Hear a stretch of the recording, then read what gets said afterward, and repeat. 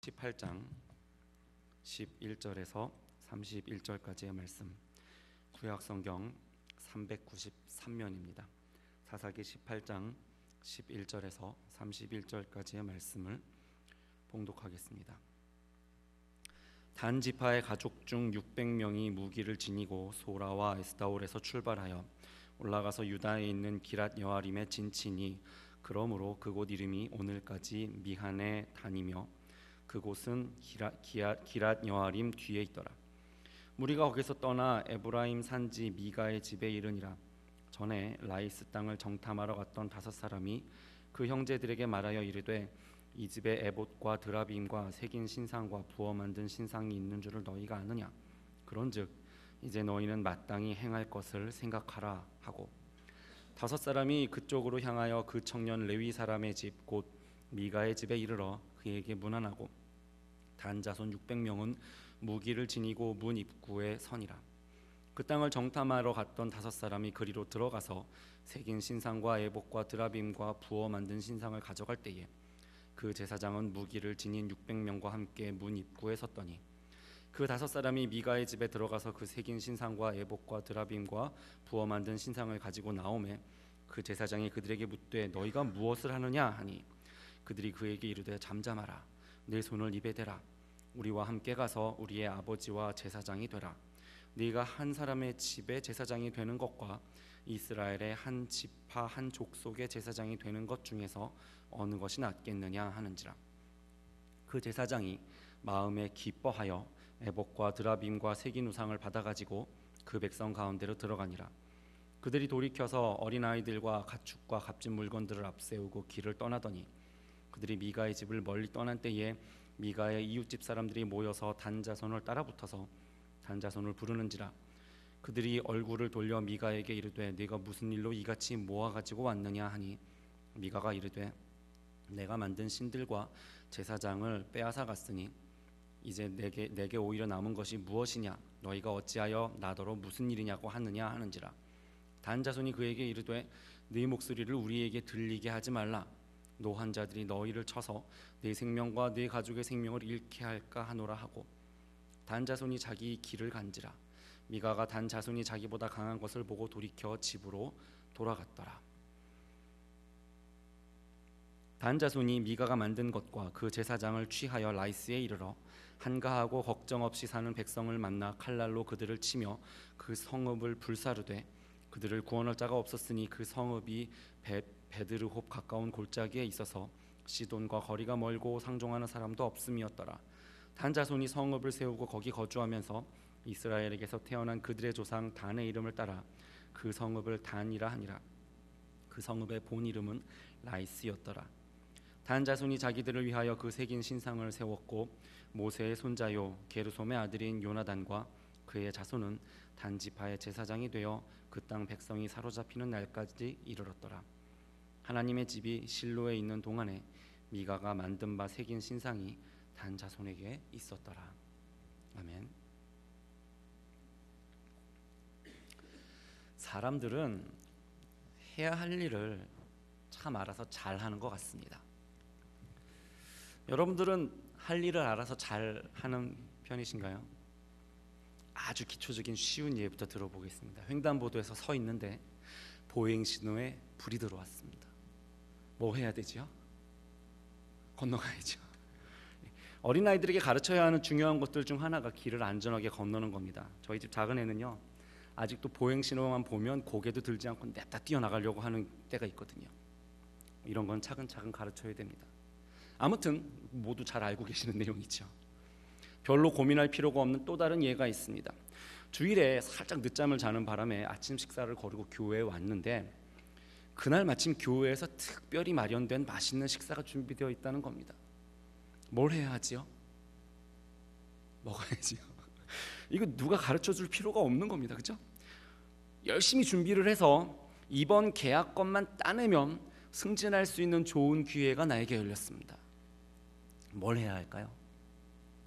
열심히 준비를 해야죠. 사람들은 이런 문제들을 그다지 고민할 필요도 없을 겁니다. 이런 거는 그냥 알아서 잘하거든요. 이제는 조금 복잡한 상황으로 가보겠습니다. 방금 말씀드린 계약건을 따내기 위해서 열심히 준비를 하고 있었는데 이 우리가 가지고 있는 조건에 약간 부족한 감이 있는 겁니다. 이대로 가면 이번 계약은 무산될 것 같아요. 그런데 내가 가지고 있는 자료에 뻥을 조금만 집어넣어서 부풀리면, 그러니까 바이어를 조금만 속이면 이게 그럭저럭 해결이 될 것 같은 겁니다. 뭘 해야 할까요? 물론 저는 여러분들이 정직하고 신용이 있는 분들이라고 믿습니다. 그렇지만요, 내가 실제로 타인을 속이지는 않을지라도 조금만 바꾸고 모른 척하면 넘어갈 수 있는 문제라는 생각이 든다면 마음 한켠에서 이거 할 수 있지 않을까? 뭐 해야 되는지 알잖아 라는 식의 그런 생각이 일어나지 않을까요?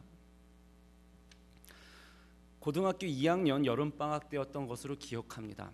당시에 한국의 고등학생들이 방학이 되면 하는 것이 있었지요. 보충 수업이요. 방학 때도 학교에 가서 수업을 들어야 하는 것이 당시 고등학생들의 삶이었습니다. 아무튼 이 보충 수업은, 방학 보충 수업은요, 반별로 하는 수업이 아니고, 우리 반 친구들하고 하는 수업이 아니고 학업 성취도별로 반 편성을 새로 해서 진행을 했습니다. 성적별로 A반, B반, C반 이렇게 나눠 가지고 하는 것이었는데, 이게 공식적인 반 편성이 아니다 보니까 이 출석부 말고는 누가 어느 반 소속인지에 대한 기록이 전혀 없었습니다. 방학 때만 임시로 편성된 반이었으니까요, 이게 선생님들도 출석부 다 만드시고 난 다음에는 특별히 다른 기록을 하지 않으신 겁니다. 그런데 제가 있었던 A반에 수업을 들어오셨던 어느 선생님께서 실수로 보충 수업 출석부를 챙기지 않고 교실에 그냥 두고 가버리시는 사건이 생겼습니다. 그리고 교탁 위에 덩그러니 놓여있던 출석부를 발견한 몇몇 친구들은 웅성대면서 모여들었습니다. 그리고 다소 흥분한 목소리로 누군가가 얘기했죠. 야, 알지? 네, 그 친구들은 정확하게 뭘 해야 하는지를 알았습니다. 그 출석부를 화장실에 들고 가서 태워버렸어요. 그 소문을 들은 B반 친구들도 역시 알아서 잘하더만요. 그 친구들도 우여곡절 끝에 자기네 출석부를 훔쳐내서 없애버렸습니다. 이제 누가 어느 반 소속인지 아무도 모르게 되어버린 그해 여름의 보충 수업은 말 그대로 혼돈에 빠져버렸습니다. 그리고 학생들에게는 자유가 찾아왔지요. 선생님이 한 학생을 보고 야, 너 왜 보충 수업 안 왔어? 그러면 그 학생은 자연스럽게 예? 저 그 반 아니고 다른 반이었는데요. 이런 식으로 대답을 하니까 할 말이 없는 겁니다. 고등학생 정도만 되어도 알아서들 잘합니다. 뭘 해야 되는지 딱 알아요. 사람들은 자신들의 삶을 어떻게 살아가야 하는지에 대해서 대체로 잘 아는 것 같습니다. 고등학생들의 출석부 탈취 사건은 그냥 애교죠, 사실. 세상에는 어떻게 나쁘게 살아가야 할지를 잘 아는 사람들이 참 많습니다. 이런 사람들은요, 머리가 좋습니다. 자신들의 상황에서 뭘 해야 되는지를 정확하게 잘 압니다. 그들은 어떻게 하면 다른 사람을 속여서 자신만의 이득을 취할지를 아는 사람들입니다. 어떻게 하면 상대방이 속아 넘어갈 것인지를 잘 아는 사람들입니다. 자기들이 원하는 것을 얻기 위하여 어떻게 다른 사람을 조종하고 이용할지를 잘 아는 사람들입니다. 어떻게 효과적으로 타인에게 타격을 줄 수 있을지를 잘 아는 사람들입니다. 언제든지 기회가 찾아오면 야, 알지? 라고 말하면서 일을 알아서 잘 처리합니다. 여기서 야, 알지? 라는 말은 네가 이득을 취하기 위해서 무엇을 해야 할지를 알고 있지? 이런 말이죠. 오늘 본문에서 우리는 이렇게 머리 좋은 사람들을 많이 만나게 됩니다. 단지파 사람들은 새로운 땅을 찾아서 이주하고 있는 중이었습니다. 그러다가 미가가 사는 곳까지 도착했습니다. 14절입니다. 전에 라이스 땅을 정탐하러 갔던 5사람이 그 형제들에게 말하여 이르되 이 집에 에봇과 드라빔과 새긴 신상과 부어 만든 신상이 있는 줄을 너희가 아느냐? 그런즉 이제 너희는 마땅히 행할 것을 생각하라 하고, 마땅히, 너희는 마땅히 행할 것을 생각하라. 그거죠. 야, 알지? 그겁니다. 여러분 대충만 읽어도 이 말이 오 저기에 에봇과 드라빔과 온갖 종류의 신상이 있으니까 잠깐 들려서 우리 예배드리고 우리의 여정을 축복해 주시도록 주님께 기도하고 가자, 뭐 이런 뜻이 아니라는 거는 그냥 보면 알 수 있지요. 16절에서 이 사람들이 하는 행동을 한번 보십시오. 단 자손 600명은 무기를 지니고 문 입구에 서니라. 대문 앞에 600명의 전사가 무장한 채로 험상궂은 인상을 하고 삥 둘러 서 있습니다. 친근하게 보였을까요? 아니면 위협적으로 보였을까요? 그들은 더 대규모의 군대를 가지고 있고 그들은 더 강력했으니까요. 그들은 그냥 미가가 자기 집에다가 큰 돈을 들여서 꾸며놓은 산당과 물건들을 빼앗아 버립니다. 17절이죠. 그 땅을 정탐하러 갔던 5사람이 그리로 들어가서 새긴 신상과 에봇과 드라빔과 부어 만든 신상을 가져갈 때에 그 제사장은 무기를 지닌 600명과 함께 문 입구에 섰더니, 그들은 이 집에 제단과 신상이 있는 것을 알았습니다. 그리고 말하는 겁니다. 알지? 알아서 잘해. 이 레위인은 또 어떻습니까? 미가의 집에 제사장으로 있던 이 청년, 레위인 청년 여러분 기억하십니까? 이 사람은 지금 미가의 제사장이니까요, 자신의 맡은 책임을 위해서 열심히 싸웠을까요? 18절을 보겠습니다. 그 5사람이 미가의 집에 들어가서 그 새긴 신상과 에봇과 드라빔과 부어 만든 신상을 가지고 나오매 그 제사장이 그들에게 묻되 너희가 무엇을 하느냐 하니 최소한 뭐 하냐고 물어보기는 했네요. 그랬더니 이 침략자들이 대답합니다. 그들이 그에게 이르되 잠잠하라, 내 손에 입을 대라, 이거죠. 내 손에 입을 대라. 우리와 함께 가서 우리의 아버지와 제사장이 되라. 내가 한 사람의 집의 제사장이 되는 것과 이스라엘 한 지파 한 족속의 제사장이 되는 것 중에서 어느 것이 낫겠느냐 하는지라. 여러분, 이 레위인 청년이 어떤 사람이었는지 기억하시나요? 베들레헴 총구석에 사는 것이 싫어가지고 하나님께서 맡겨주신 사역지를 홀라당 떠나버리고 더 큰 무대, 더 빅리그를 찾아서 더 나은 직업을 찾아보기 위해서 나왔던 사람이죠. 그래서 미가에게 좋은 고용 제안을 받아가지고 그 집에서 지금 정착해서 살고 있었던 것이고요. 그런데 지금 단지파 사람들이 훨씬 더 나은 채용 제안을 하고 있는 겁니다. 그랬더니요, 이 사람도 척하면 척 뭘 해야 되는지를 딱 아주 잘 알아요. 20절입니다. 그 제사장이 마음에 기뻐하여 에봇과 드라빔과 새긴 우상을 받아가지고 그 백성 가운데로 들어가니라. 이 레위인 청년은 매우 기뻐했습니다. 마침내 베들레헴 총구석보다도 훨씬 더 큰 무대, 심지어 이 미가의 집보다도 훨씬 더 큰 무대로 나아갈 기회를 얻었으니까요.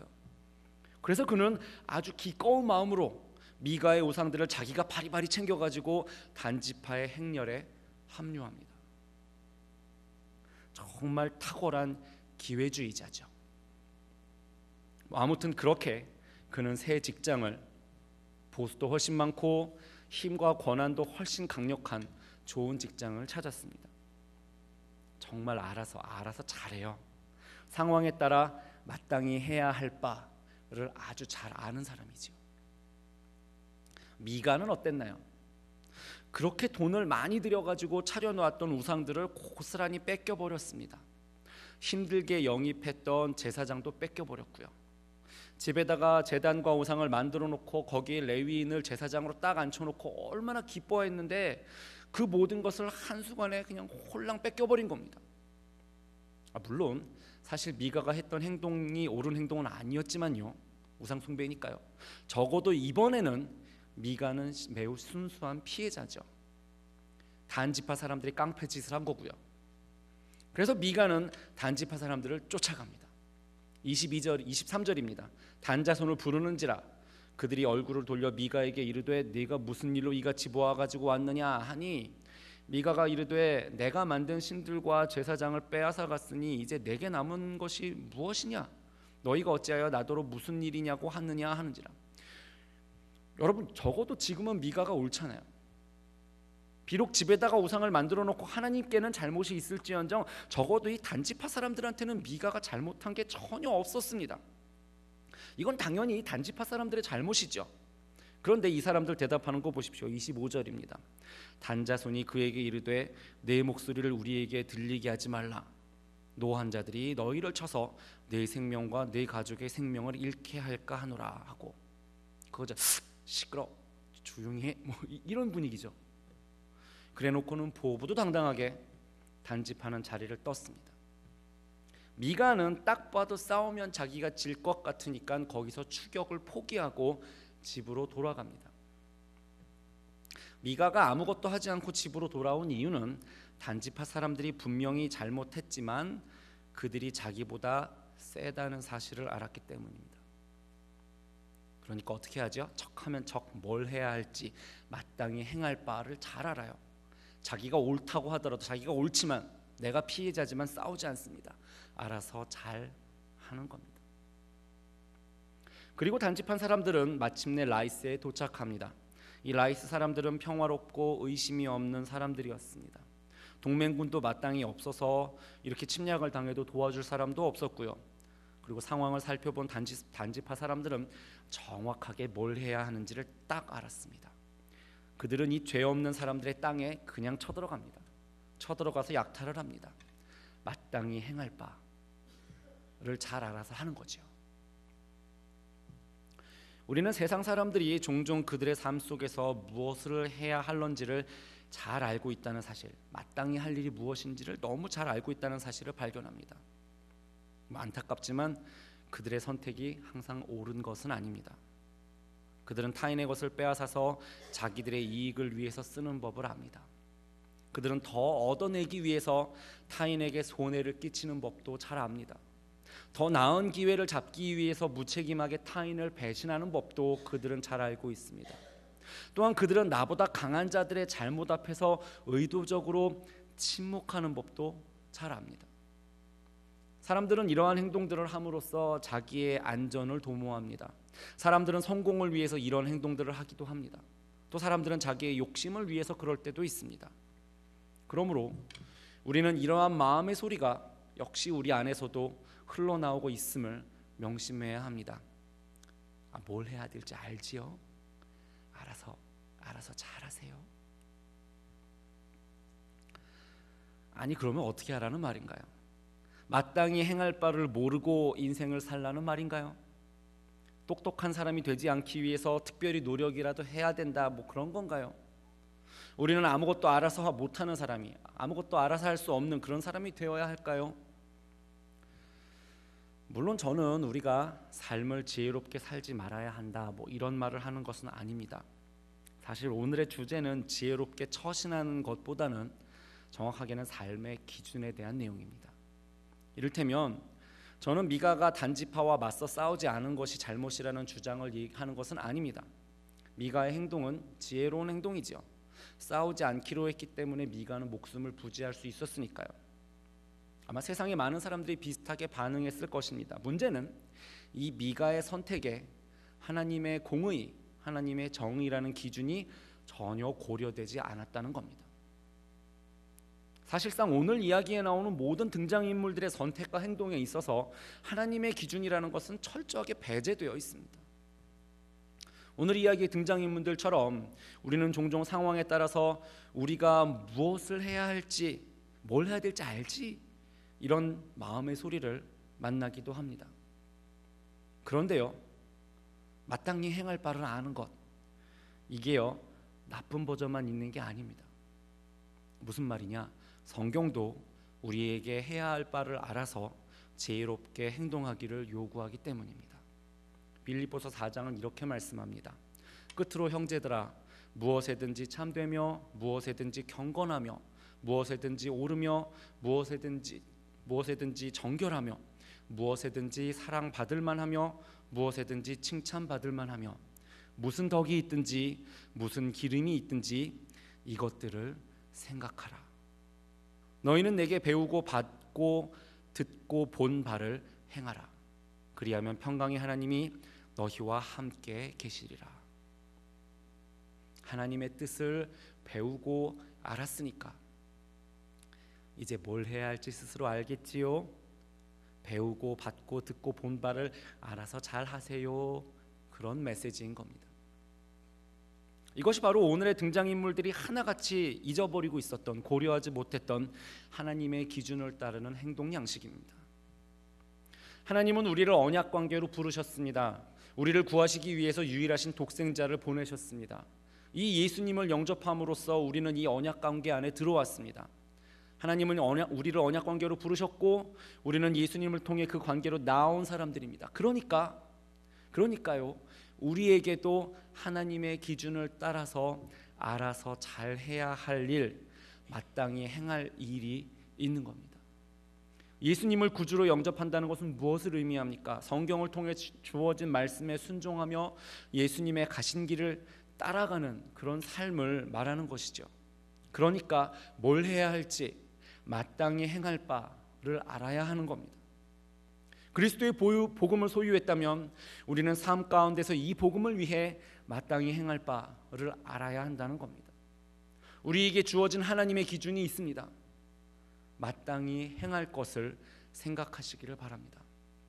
복음을 소유했으니 이제 우리도 알아서 해야 합니다. 우리는 주님의 가신 길을 따라가는 그리스도의 추종자로 부르심을 받았습니다. 마땅히 행할 것을 생각하시기를 바랍니다. 우리들 주변에는 아직도 예수도 모르고 복음도 모르는 사람들이 많이 있습니다. 마땅히 행할 것을 생각하시기를 바랍니다. 예수님은 우리에게 가서 모든 족속으로 제자를 삼으라고 명령하셨습니다. 마땅히 행할 것을 생각하시기를 바랍니다. 교회에서뿐만 아니라 우리의 삶의 현장에서도 내가 어떻게 주님을 섬길 수 있을 것인가 마땅히 행할 것을 생각하시기를 바랍니다. 하나님은 공의의 하나님, 공정한 하나님이십니다. 그러므로 우리는 공의로 부르심을 받았습니다. 하나님은 불의를 용납하지 않으십니다. 마땅히 행할 것을 생각하시기를 바랍니다. 마지막 날에 우리가 살게 될 그 하나님의 나라는 공의로 가득 찬 나라가 될 것입니다. 그러므로 우리는 공의의 문제를 포기하고 살아서는 안 됩니다. 저와 여러분은 이 땅 위에 하나님의 공의를 세우는 요원으로서 살아가야 합니다. 그리스도인이기 때문에 우리는 옳은 일을 해야 할 의무가 있습니다. 마땅히 행할 것을 생각해야 합니다. 오늘 본문의 등장인물들의 문제가 바로 여기에 있었습니다. 그들은 뭘 해야 할지를 알았습니다. 마땅히 해야 할 일을 알기는 알았는데 이것이 이 하나님 버전의 마땅히 행할 일이 아니었다는 것이 문제입니다. 하나님께서 언약 관계로 불러주셨습니다. 이스라엘은 하나님의 백성이 되어서 이제 모세 율법을 따라 하나님을 섬기도록 부르심을 받은 사람들이었습니다. 그런데 미가는 이 하나님의 율법을 따르지 않았습니다. 집에 제단을 차려놓고 온갖 종류의 우상으로 그곳을 채웠습니다. 척척 알아서 자기 앞가림을 잘하는 사람인데 하나님의 뜻을 따라 마땅히 해야 할 일을 알지는 못했습니다. 하나님은 이스라엘에게 가나안 땅을 정복해야 하는 임무를 주셨습니다. 단지파 사람들은 이 임무를 완수하기 위해서 싸워야 하는 사람들이었지만 결국은 실패하고 자신들의 임무로부터 도망쳐버렸습니다. 이 사람들이 오늘의 이야기에서 가장 똑똑한 사람들이 되었습니다. 자신들의 이익을 위해서 무엇을 해야 할지 마땅히 해야 할 일을 잘 아는 사람들이었습니다. 그러나 하나님 버전에 마땅히 행해야 할 일, 하나님 기준에 마땅히 해야 할 일에는 전혀 주의를 기울이지 않았습니다. 레위인 청년 역시도 똑같았습니다. 원래 그의 사역지는 베들레헴이었지요. 그렇지만 더 좋은 직장을 찾아서 그는 하나님이 맡겨주신 사역지를 떠났습니다. 이 사람은 도대체 어느 누구에게라도 신이라고는 찾아볼 수 없는 그런 사람이었습니다. 예전에는 자기의 고향 동네를 버리고 떠났고 이제는 자기의 고용주였던 미가를 떠났습니다. 역시 그에게도 이 하나님 기준에서의 마땅히 행해야 할 일은 전혀 중요하지 않았습니다. 하나님은 이스라엘을 공의회로 부르셨습니다. 그러나 우리 모두 알고 있습니다. 이 사람들은 도대체 공의와는 거리가 멀었습니다. 단지파 사람들은 불의한 침략자들이었습니다. 레위인은 이기적인 기회주의자였습니다. 미가는 불의에 맞서서 싸울 용기라고는 전혀 없는 겁장이었습니다. 그들 중 아무도 하나님의 공의에 대해서 고민하지 않았습니다. 하나님의 거룩한 백성이어야 하는 사람들인데 그들은 하나님의 기준에 따라서 마땅히 행할 바를 전혀 모르는, 하나님의 기준에서는 전혀 알아서 할 줄 모르는 사람들이었습니다. 여러분 기억하시기 바랍니다. 세상에만 알아서 할 일이 있는 것이 아닙니다. 하나님도 우리에게 알아서 할 것을 요구하십니다. 하나님과의 관계에 집중하시기를 바랍니다. 하나님께서 우리에게 주신 소명을 바라보시기를 바랍니다. 하나님의 공의를 잊지 마시기를 바랍니다. 우리에게는 하나님께서 요구하시는 그 알아서 할 일이 있습니다. 만약 우리도 실패하면요, 삶 속에서 우리는 두 종류의 마땅히 행해야 할 일들 중에서 선택을 해야 되는데, 만약 우리가 이 하나님께서 원하시는 알아서 할 일을 따르지 못하게 된다면 그럼 어떻게 될까요?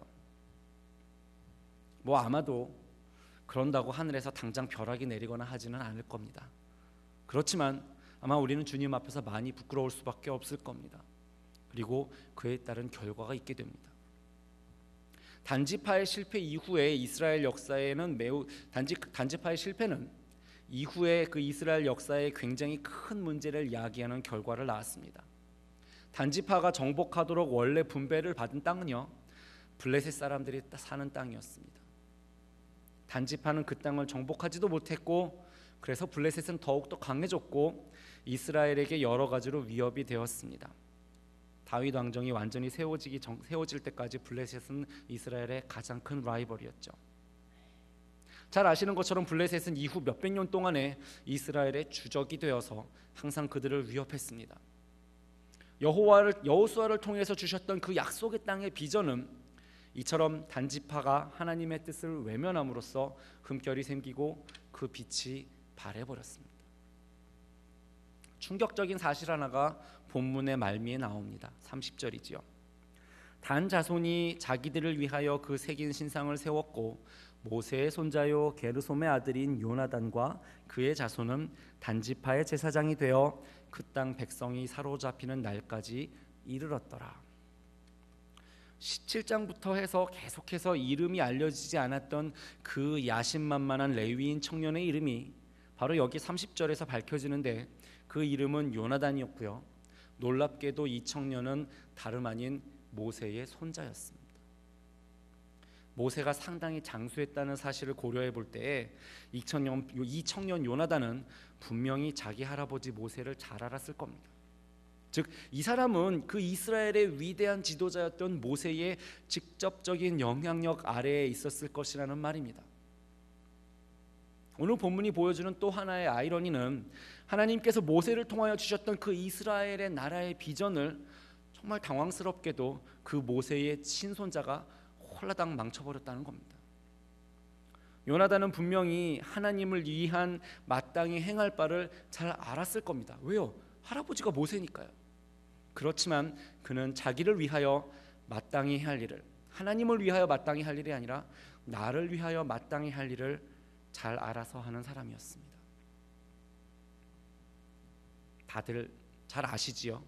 우리도 하나님의 계획을 망칠 수 있습니다. 어떻게 완전하신 하나님의 계획이 우리 때문에 흐트러질 수 있느냐고요? 왜냐하면 하나님께서는 사람들과 함께 일하기를 매우 좋아하시기 때문입니다. 그래서 하나님은 당신의 미션을 우리의 손에 맡겨주시는 겁니다. 그러니까 우리가 하나님의 명령을 따르는 데에 실패한다면 우리는 하나님의 계획을 망쳐놓기도 할 수 있습니다. 오해하지 마시기 바랍니다. 완전하신 하나님은 하나님 자신은 망쳐지지 않을 겁니다. 그러나 우리를 향한 하나님의 계획은 우리의 잘못 때문에 삐끗할 수도 있다는 겁니다. 이를테면 아담과 하와가 선악과를 먹은 것처럼요. 이 완전하신 하나님은 사실 우리가 당신의 계획을 자꾸 그렇게 망치도록 놔두실 필요가 전혀 없는 분이시지만, 이 하나님은 동시에 자비로운 하나님이셔서 우리에게 그분을 따라갈 기회 또는 안타깝게도 실패할 기회를 반복해서 계속하여 주십니다. 안타깝게도 단지파는 실패했습니다. 요나단도 실패했습니다. 잘 아시는 것처럼 입다도 실패했고 삼손과 다른 사사들도 실패했습니다. 그래서 하나님은 이스라엘이 원하던 대로 왕도 세워주셨지만 그 왕들도 결국에는 실패했습니다. 그럼에도 불구하고 하나님은 또 한 번의 기회를 주셨고 당신의 독생자를 죽음에 내어주시기까지 하셨습니다. 그리고 말씀하시는 겁니다. 마땅히 행할 바를 생각하라. 여러분, 세상 사람들만 뭘 할지 알아서 잘 해야 되는 것이 아닙니다. 하나님께서 그의 백성에게 기대하시는 종류의 마땅히 행할 바가 있습니다. 어느 쪽 버전의 마땅히 행할 바를 따라가야 할 것인가, 이제 선택은 우리에게 있습니다.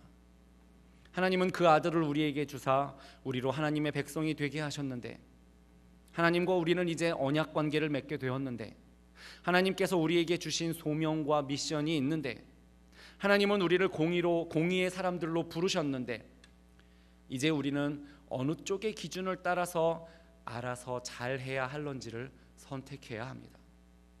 저와 여러분이 미가처럼 되지 않기를 바랍니다. 단지파 사람들처럼 되지 않기를 바랍니다. 모세의 손자였던 요나단처럼 되지 않기를 바랍니다. 그분은 우리에게 생명을 주신 하나님이십니다. 우리에게 아들을 주신 하나님이십니다. 그리고 우리에게 그리스도인의 삶의 기준을 주시는 하나님이십니다. 그러므로 우리는 마땅히 행할 바를 생각해야 합니다. 여러분, 하나님 버전에 알아서 잘 해야 할 일이 있습니다. 뭘 해야 할지 여러분 아실 겁니다. 마땅히 행할 바를 생각하여 주님의 뜻을 따라 알아서 잘하는 그런 저와 여러분이 되기를 바랍니다. 함께 기도하겠습니다. 살아계신 아버지 하나님, 주님의 기대를 알게 하여 주시고 그 기대를 따라 마땅히 행할 바를 알고 생각하고 또 그 뜻을 따라 살아가는 주의 백성들이 되게 하여 주시옵소서. 감사드리며 예수님의 이름으로 기도합니다. 아멘.